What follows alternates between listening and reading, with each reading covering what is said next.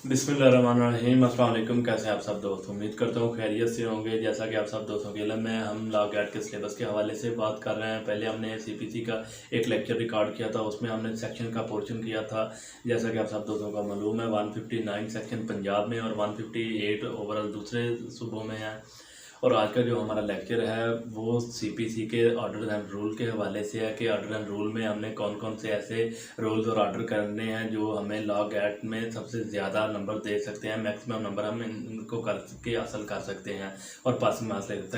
Section portion भी 10 number का है और इसी तरह जो ऑर्डर एंड रूल का पोर्शन है वो भी 10 नंबर का है। सेक्शन पोर्शन का हमने पहले लेक्चर में ओवरव्यू लिया था और आज हम जो ओवरव्यू लेने जा रहे हैं वो हमारा ऑर्डर एंड रूल का है। ऑर्डर एंड रूल को अगर हम जो मैंने ऑर्डर एंड रूल लिखे हैं ये आप कर लेते हैं तो इसमें हम ज़्यादा से ज़्यादा नंबर हासिल कर सकते हैं। ओवरव्यू आज हम जनरल ओवरव्यू इसका लेंगे, जब बाद में लेक्चर रिकॉर्ड करेंगे लॉ गैट के हवाले से। लॉ गैट का जब हम डिटेल में लेक्चर रिकॉर्ड करेंगे तो हर ऑर्डर एंड रूल को हम डिटेल में डिस्कस करेंगे। इसी तरह हम सेक्शन को भी डिटेल में डिस्कस करेंगे। चलें आज स्टार्ट करते हैं। जो हमारा पहला ऑर्डर है वो है ऑर्डर, वो डील करता है पार्टी टू सूट के हवाले से। पहला ऑर्डर, जैसा कि आप सब दोस्तों को मालूम है, कोई भी जब दावा सिविल दावा फाइल होता है तो उसमें दो पार्टीज होती हैं। एक पार्टी जिसे हम प्लेंटिफ कहते हैं जो दावा दायर कर रहा होता है, जो दूसरी पार्टी वो डिफेंडेंट होता है जिसके खिलाफ दावा दायर किया जाता है। और अगर बात की जाए तो प्लेंटिफ और डिफेंडेंट की एक से ज़्यादा प्लेंटिफ भी हो सकते हैं और एक से ज़्यादा डिफेंडेंट भी हो सकते हैं। जहाँ उनका काज ऑफ एक्शन सेम हो और सेम पार्टीज हो तो उसमें प्लेंटिफ भी ज़्यादा हो सकते हैं और इससे अगर इनके खिलाफ किया जा रहा हो तो डिफेंडेंट भी ज़्यादा हो सकते हैं। तो जो ऑर्डर 1 है वो डील करता है पार्टी टू सूट के साथ कि कौन कौन सी पार्टीज होती है। ऑर्डर 1 का अगर हम रूल के बारे में बात करें, ऑर्डर 1 का रूल 10 वो सबसे ज़्यादा इम्पोर्टेंट है इसमें। और ऑर्डर 110 जो डील करता है उसमें मिसजेंडर और नॉन जेंडर है। मिसजेंडर और नॉन जेंडर का क्या मतलब है? मिसजेंडर और नॉन जेंडर, जैसा कि आपको मालूम है कि अगर दो पार्टीज होंगी प्लेंटिफ और डिफेंडेंट में जो पार्टीज रखी जाएंगी उसमें हो सकता है एक से ज़्यादा पार्टीज हों। सूट में एक से ज़्यादा जब पार्टीज होंगी तो कुछ ऐसी पार्टी, रूल 10 नहायत ही इंपॉर्टेंट है। इसमें हर दफ़ा तकरीबन सवाल आता है। 110 का मतलब 110 है मिस जेंडर और नॉन जेंडर को डील करता है। मिस जेंडर और नॉन जेंडर का मतलब, मिस जेंडर इस तरह है कि एक ऐसी पार्टी को सूट में ऐड कर दिया गया जिसका इस सूट के साथ कुछ कंसर्न नहीं था, कुछ लेना देना नहीं था, उसे मिस जेंडर कहते हैं। कोर्ट एट एनी स्टेज ये ऑर्डर कर सकती है कि आप इस पार्टी को इस सूट से हटा दें, ख़त्म कर दें, डिलीट कर दें।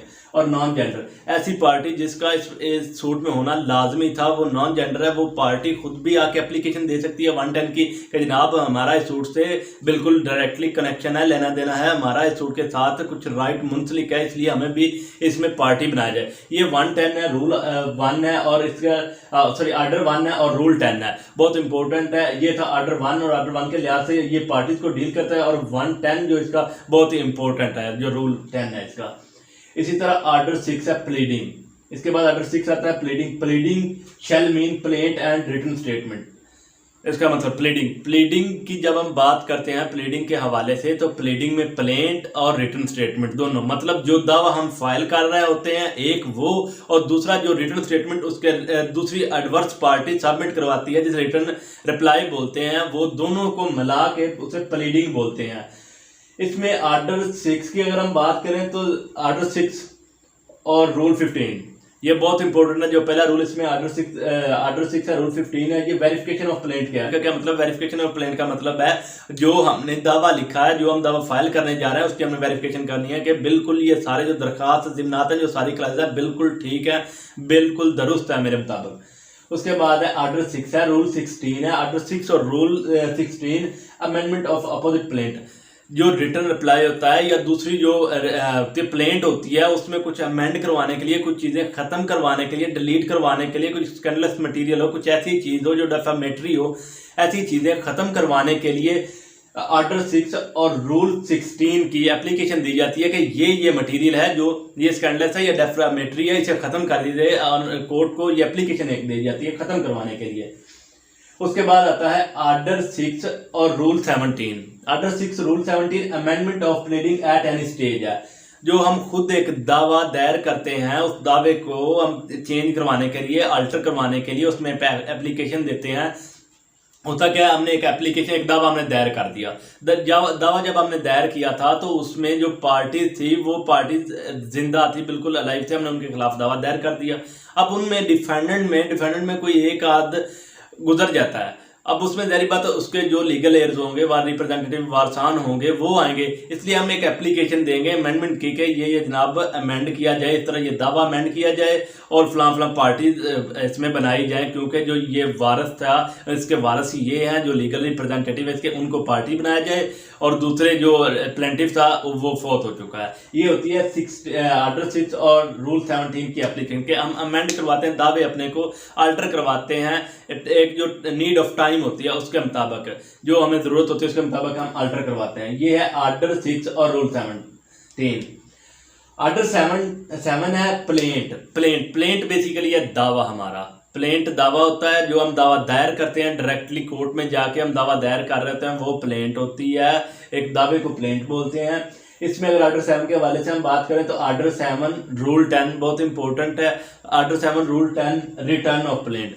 जब हम कोई दावा दायर कर देते हैं, दावा जब हम दायर करते हैं तो एक अदालत जो दावा हमें वापस कर देती है, रिटर्न कर देती है कि आपका दावा इंटरटेन नहीं है। किस वजह से इंटरटेन नहीं है? या तो ये मेरी पिक्यूनरी ज्यूरिसडिक्शन है या टेरिटोरियल ज्यूरिसडिक्शन है। ज्यूरिसडिक्शन की वजह से दावा आपका बिल्कुल बनता है, दावा आपका ठीक है, लेकिन मेरी ज्यूरिसडिक्शन की वजह से, ये अदालत की ज्यूरिसडिक्शन है जिस वजह से आप ये नहीं कर सकते, इस अदालत में आप नहीं कर सकते, लिहाजा आप रिटर्न कर लें, वापस ले लें। ये 7-10 हमें कहता है। उसके बाद है आर्डर 7 रूल 11।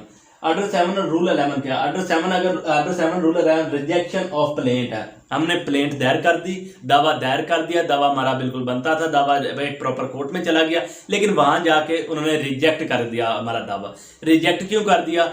उसने बताया कि नो काज ऑफ एक्शन, कि इसमें कोई काज ऑफ एक्शन ही नहीं आपका बन रहा, लिहाजा ये तो मेंटेनेबल नहीं है, इसलिए उसने रिजेक्शन लगा दी। या उसने कहा ये सूट अंडर वैल्यूड है, आपने प्रॉपरली स्टैम्प नहीं किया, या बार्ड बाई लॉ है। अगर ये चारों ऑप्शन उसमें होंगे तो इसलिए वो मेंटेनेबल नहीं है, रिजेक्ट हो जाएगा, ऑर्डर कोर्ट उसे रिजेक्ट कर देगी, रिजेक्शन हो जाएगी। इसमें 7-11 नहायत ही इंपॉर्टेंट है, तकरीबन हर दफ़ा इसमें सवाल आता है। और इसके बाद अगर हम बात करें आर्डर 8 की, आर्डर 8 डील करता है written statement and set off को। रिटन स्टेटमेंट, जब भी एक दावा दायर होता है, प्लेंटिफ की तरफ से दावा दायर हो जाता है, डिफेंडेंट की तरफ से जो स्टेटमेंट सबमिट करवाई जाती है उसे रिटन रिप्लाई भी हम कहते हैं या रिटन स्टेटमेंट भी कहते हैं।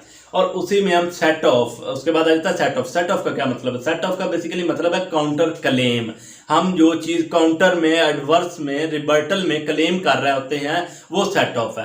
काउंटर क्लेम किस तरह हम करते हैं? फॉर एग्जांपल एक बंदे ने दावा कर दिया कि ए ने बी के खिलाफ दावा कर दिया, ये कहता है मैंने इस बंदे से 10 लाख रुपए लेने हैं, वो रिकवरी का दावा कर देता है। और बी जब अदालत में आता है, अपने रिटर्न रिप्लाई सबमिट करवाता है कोर्ट में, तो वो कहता है सर मैंने बिल्कुल इसके 10 लाख रुपए देने थे, लेकिन मैंने भी इससे 15 लाख रुपए पहले ही लेने हैं, पहले मुझे वो मेरे वापस करे, फिर मैं इसके 10 लाख इसमें से दे दूंगा। अब उसने जो काउंटर क्लेम किया है, काउंटर क्लेम के हवाले से जो उसने बात कही है वो set of counter claim. Appearance of parties and consequences of non appearance. Appearance of parties and non appearance of the parties, जब भी दावा फाइल हो जाता है, सूट फाइल हो जाता है प्लेंटिफ की तरफ से कोर्ट में, जब दावा फाइल कर दिया जाता है उसके बाद डिफेंडेंट को नोटिस समन होते हैं, नोटिस होते हैं, और उसके बाद जो नेक्स्ट प्रोसीडिंग होती है वो स्टार्ट होती है। अगर विद इन टाइम प्रॉपर समन हो, नोटिस हो और वहाँ पर पार्टीज अपीयर ना हो, वो उसका एड्रेस का कोई मसला हो, उसकी तामील ना हो, डिफेंडेंट तक अतला ना पहुँचे और वो अपीयर ना हो सके, तो उसके बाद जो कॉन्सिक्वेंसेज उसके होंगे इस ऑर्डर में वो डिस्कस किए गए हैं। उसके बाद कॉन्सिक्वेंसेज क्या होंगे? उसके बाद विद आउट रिकॉर्डिंग एविडेंस उसको जो एक्स पार्टी कर दिया जाएगा। Order 9 rule 6 x party proceeding के साथ डील करता है कि वहाँ पर कोर्ट देखेगी कि प्रॉपरली समन हो चुके हैं, नोटिस हो चुके हैं, और अब जो नेक्स्ट प्रोसीडिंग है वो एक्स पार्टी प्रोसीडिंग है, लेकिन प्रैक्टिस में पहले एविडेंस रिकॉर्ड की जाती है और फिर एक्स पार्टी दावा किया जाता है, जो डिग्री पास की जाती है। इसके बाद है आर्डर 9 और rule 13 set aside x party degree. Set aside x party degree किया, जब एक्स पार्टी डिग्री पास हो जाती है उसके बाद उसे सेट असाइड कराना, जब डिफेंडेंट को पता लगता है, जब डिफेंडेंट अपीयर होता है कोर्ट में तो उसे पता चलता है कि मेरे खिलाफ ये डिग्री पास हो चुकी है इस कोर्ट से, तो वो फिर एप्लीकेशन देता है। वो एप्लीकेशन किस चीज़ की देता है? वो आर्डर 9 और रूल 13 की एप्लीकेशन देता है कि सेट असाइड की जाए। वहाँ पर वो प्ली लेता है कि मुझे तो पता ही नहीं चला था या मेरा एड्रेस ही सही नहीं लिखा गया था, इस तरह की वो सारी प्ली लेके वो डिग्री को सेट असाइड करवाता है जी। आर्डर 39 है टेम्परेरी इंजंक्शन टेम्परेरी इंजंक्शन मशहूर ज़माना है, स्टे की एप्लीकेशन होती है। जब भी प्लेंटिफ एक दावा फाइल करता है तो साथ ही दावे के 139 की एप्लीकेशन देता है कि जनाब ऑनरेबल कोर्ट मुझे स्टे भी ग्रांट करे। साथ ही स्टे का मतलब होता है स्टेटस को, कि जो उसका स्टेटस है वैसा ही रहे, उसमें कोई इंटरफेरेंस ना करे। वहाँ पे वो प्ली लेता है कि बैलेंस ऑफ कन्वीनियंस है, प्रेमा फेशी केस मेरे हक में बनता है, अगर स्टेटस को ना किया गया तो मुझे इररिपरेबल लॉस होगा। ऑनरेबल कोर्ट अगर फिट समझे तो उसे इंटरम स्टे ग्रांट कर दिया जाता है। इंटरम स्टे तकरीबन 15 दिन के लिए होता है और वो एक्सटेंड भी हो जाता है। इंटरम स्टे के बाद टेम्परेरी स्टे ग्रांट किया जाता है, वो तकरीबन 6 माह के लिए होता है। आर्डर 39 हमें इस बारे में बताता है, इसमें जो बहुत इंपॉर्टेंट है आर्डर 39 रूल 4 है, वो एप्लीकेशन अगेंस्ट स्टे है। एप्लीकेशन अगेंस्ट स्टे क्या है? जिस कोर्ट ने स्टे ग्रांट किया है या पास किया है उसी एप्लीकेशन में उसी कोर्ट में एप्लीकेशन दी जाती है उस स्टे के खिलाफ कि ये स्टे खत्म कर दिया जाए। ये बिल्कुल गलत और मिसगाइड कोर्ट को किया गया है। वो जो प्ली ली जाती है और उससे एप्लीकेशन एक दी जाती है आर्डर 39 और रूल 4 की। उसके बाद है आर्डर 41 है appeal from original decree. Appeal from original decree, जब भी हम डिक्री के खिलाफ अपील ओरिजिनल डिक्री के खिलाफ अपील लगाते हैं तो आर्डर 41 में मुकम्मल डिटेल से इसमें बताया गया है कि अपील आपने तैयार किस तरह मेमो उसमें बनानी है, उसमें ग्राउंड लिखनी है। उसमें ये आर्डर 41 में डिटेल में बताया गया है अपील का फॉर्मेट किस तरह बनाना है आपने। उसके बाद कोर्ट नोटिस करेगी, पहले सुनेगी, प्लेंटिफ को सुनेगी, उसके बाद अगर कोर्ट को फिट लगेगा तो वो नोटिस करेगी, अदरवाइज वो नोटिस किए बगैर ही अपील को खारिज कर देगी, ख़त्म कर देगी। ये order 41 rule 1 form of appeal है और order 41 rule 2 ground of appeal है कि कौन कौन सी ग्राउंड होंगी जिस ग्राउंड पर आपने अपील दायर करनी है। आर्डर 43 है अपील फ्रॉम आर्डर। इसमें एक आर्डर की लिस्ट दी गई है कि कौन कौन से ऐसे आर्डर हैं जिन आर्डर के खिलाफ आप अपील कर सकते हैं, इनके अलावा किसी आर्डर के खिलाफ आप अपील नहीं कर सकते। आर्डर 43 में मुकम्मल एक लिस्ट दी गई है। तो ये मुकम्मल हमारे पास आर्डर हैं। इन्हीं आर्डर को अगर आप कर लें तो मैक्सिमम 10 नंबर हैं कि मैक्सिमम नंबर इसमें आप हासिल कर सकते हैं।